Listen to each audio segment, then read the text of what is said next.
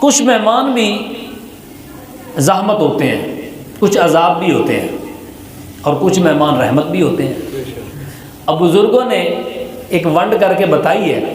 بزرگ کہتے ہیں کہ رحمت وہ مہمان ہے کہ جب وہ مہمان آپ کے گھر میں آیا ہے تو نماز کا وقت ہو گیا، اذان ہوئی تو مہمان گفتگو میں تھا، مہمان نے کہا خاموش ہو جائیے اذان ہو رہی ہے۔ اذان ہو گئی، اس نے گفتگو نہیں کرنے دی، اس نے کہا پہلے ہم نماز پڑھ آتے ہیں پھر آ کے گفتگو کریں گے۔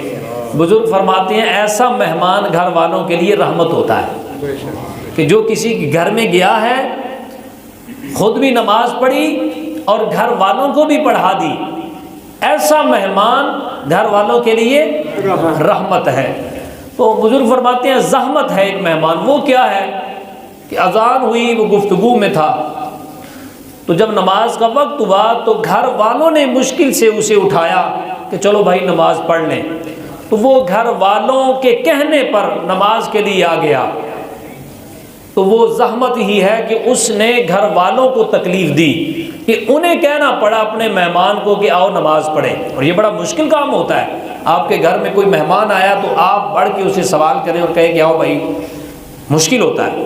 فرمایا ایسا مہمان زحمت ہے۔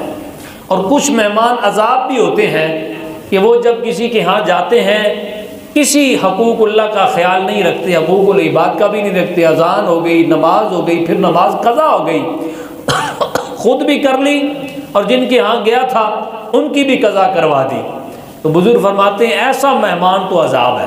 اب تینوں قسمیں جو مہمانوں کی ہے، ہم نے دیکھنا ہے کہ جب ہم کسی کے مہمان بنتے ہیں تو ان تینوں میں سے ہماری قسم کون سی ہے۔